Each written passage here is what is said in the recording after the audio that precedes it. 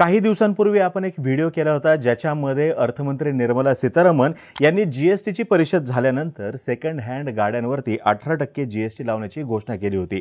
यासोबतच पॉपकॉर्नसाठी सुद्धा त्यांनी वेगवेगळे जीएसटीचे टॅक्स स्लॅब असल्याचं सांगितलेलं होतं आणि याच्यावरून त्यांच्यावरती आणि सरकारच्या धोरणावरती मोठ्या प्रमाणामध्ये टीका सुद्धा झालेली होती। या टीकेची धार कमी होण्यासाठी म्हणून येणाऱ्या अर्थसंकल्पामध्ये सरकारकडून इन्कम टॅक्समध्ये 15 लाख रुपयांपर्यंतच्या उत्पन्नावर सूट मिळू शकते अशी माहिती समोर येते। आता याचा उद्देश आहे मध्यम वर्गाला आर्थिक मंदीच्या काळामध्ये दिलासा मिळावा म्हणून, यासोबतच जी महागाई मोठ्या प्रमाणामध्ये वाढते या महागाईचा सामना त्यांना करता यावा म्हणून। यासोबतच इतर अनेक महत्त्वाचे निर्णय सुद्धा येत्या आर्थिक वर्षापासून लागू केले जाऊ शकतात। याच्यामध्ये टॅक्स स्लॅब याच्यासोबतच standard deduction, capital gain tax आणि टीडीएसशी संबंधित नियमांचा समावेश आहे।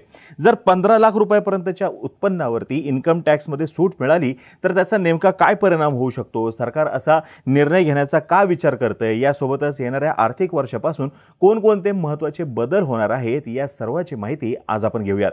नमस्कार, मी अनुराध जाधव बोल व्हिडिओवरती तुम्हा सर्वांचं अगदी मनापासून स्वागत करतो। आता गेल्या काही दिवसांपासून आपण बघतोय की जीएसटीची चर्चा होताना दिसते आणि आता इन्कम टॅक्सची चर्चा सुरू झालेली आहे। टॅक्स हा फार महत्त्वाचा असा स्रोत आहे सरकारसाठी पैसे मिळवण्यासाठीचा। म्हणजे जन्माला आल्यानंतर दोन गोष्टी या होतातच, माणसाचा मृत्यू होतो आणि त्याला टॅक्स हा द्यावाच लागतो।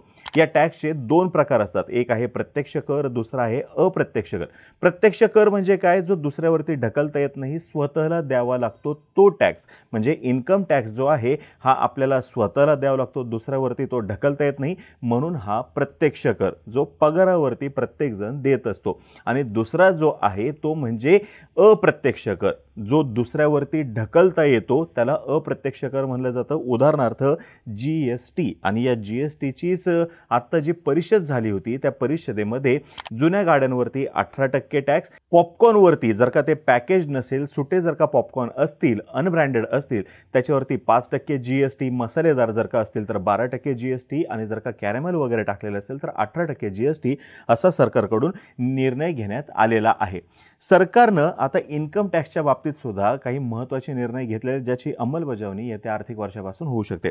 2024-25 या आर्थिक वर्षासाठी नवीन टॅक्स स्लॅब सरकारनं आधीच जाहीर केलेले आहेत, ज्याच्यामुळे नवीन कर प्रणाली अंतर्गत आता जनतेचा अधिक कर वाचू शकतो। आता हे नवे टॅक्स स्लॅब नेमके आहेत काय, तर जर बघा, ज्यांचं उत्पन्न 3 लाख रुपयांपर्यंतचं आहे त्यांना कोणत्याही पद्धतीचा टॅक्स द्यायचा नाहीये।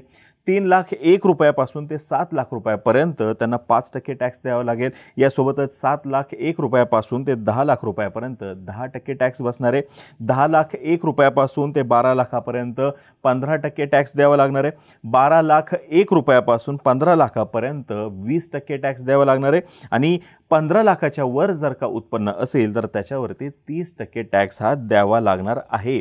आता हे जे आहे नवीन टॅक्स रेझाईम जी आता लागू केलेली आहे त्याच्यानुसार सामान्य करदात्यांचे वर्षाला 17,500 रुपये पैसे बचत होऊ शकतात, आणि ज्याचा त्याला भविष्यामध्ये काहीतरी गुंतवणूक करण्यासाठी किंवा या महागाईच्या काळामध्ये निश्चितपणे फायदा होऊ शकतो। याच्यासोबतच इतरही काही महत्त्वाचे निर्णय जे आहेत ते आता लागू होऊ शकतात, ज्याच्यामध्ये स्टँडर्ड डिडक्शनच्या मर्यादेमध्ये वाढ करण्यात आलेली आहे। नव्या टॅक्स स्लॅबसोबत स्टँडर्ड डिडक्शनची मर्यादा सुद्धा वाढवण्यात आलेली आहे। आता ते सामान्य कर्मचाऱ्यांसाठी 50,000 ते 75,000 रुपये, आणि पेन्शनधारक जे आहेत, कौटुंबिक पेन्शनधारक, त्यांच्यासाठी 15,000 ते 25,000 रुपये असे।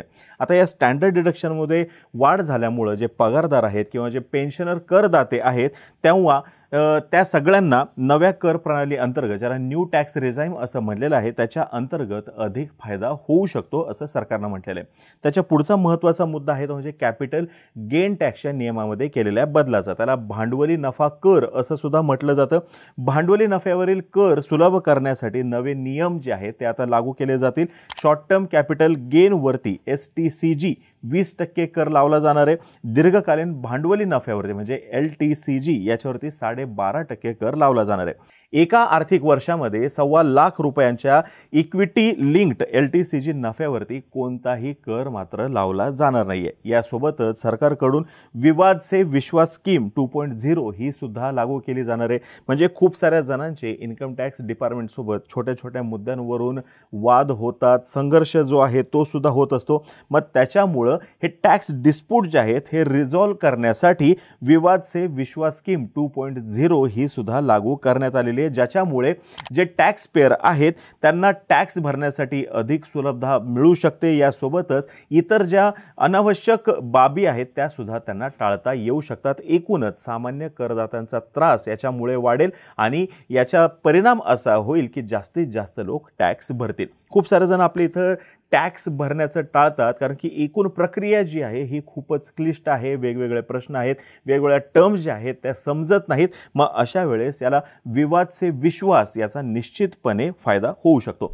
अजून एक महत्त्वाचा मुद्दा असा आहे की आता इथून पुढे ITR फाईल करायचा आहे किंवा जर का पॅनसाठी ॲप्लिकेशन करायचं आहे तर त्याच्यासाठी आधार जे आहे हे महत्त्वाचं असणार आहे। ऑक्टोबर 2024 पासून याची अंमलबजावणी ऑलरेडी सुरू करण्यात आलेली आहे। ITR फाईल करायचा असेल किंवा पॅनसाठी जर का ॲप्लाय करायचं असेल तर फक्त आधार नंबर देऊन चालणार नाही। आधार कार्ड जे आहे हे आता मॅन्डेटरी असणार आहे, ते प्रत्येकाला द्यावंच लागणार आहे आणि जर का आधार नसेल तर त्या व्यक्तीला भविष्यामध्ये निश्चितपणे अडचणी निर्माण होऊ शकतात।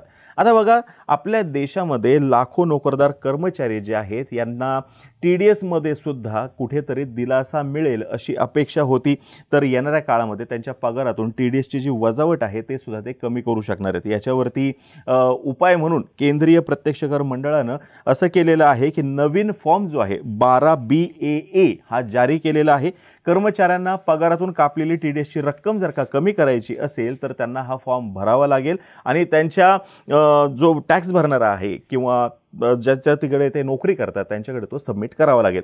यामध्ये पगाराव्यतिरिक्त इतर स्त्रोतांपासून कापलेल्या TDS ची माहिती आणि त्या स्त्रोतावरचा कर संकलन या सर्व गोष्टी ज्या आहेत त्या नमूद करणं आवश्यक असणार आहे। याच्या अंतर्गत FD, इन्शुरन्सचं कमिशन, इक्विटी शेअर्समधून मिळणारा डिव्हिडंड, कार खरेदी इत्यादीची माहिती सुद्धा देता येणार आहे। पगारातून TDS कपात कमी करण्याचा यामागचा महत्त्वाचा उद्देश असा आहे की जेणेकरून कर्मचाऱ्यांची अधिक बचत होईल आणि त्यांच्या जवळचा कॅश फ्लो जो आहे तो सुद्धा चांगल्या पद्धतीने राहील। आता ह्या सर्व मुद्द्यांवरून आपल्याला हे लक्षात येते की सरकारचं येणाऱ्या काळामधलं धोरण जे आहे ते असं असणार आहे की सामान्य जनता जी आहे यांना जास्तीत जास्त दिलासा कसा मिळता येईल, करामधून त्यांना मुक्ती कशी देता येईल।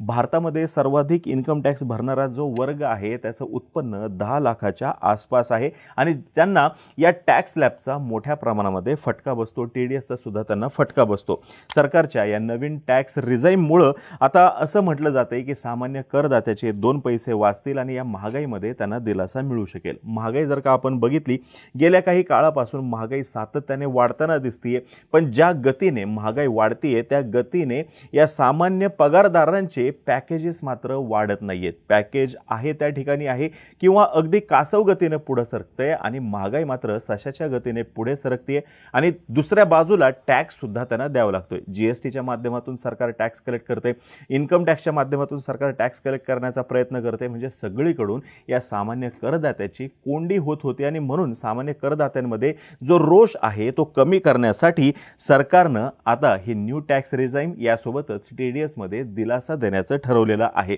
आणि येणाऱ्या काळामध्ये नेमकं सरकार या संदर्भातला ठोस काय निर्णय घेते हे आपल्याला बजेटमध्ये समजेलच। आता ही माहिती जर का तुम्हाला आवडली असेल खाली कमेंट बॉक्समध्ये नक्की सांगा।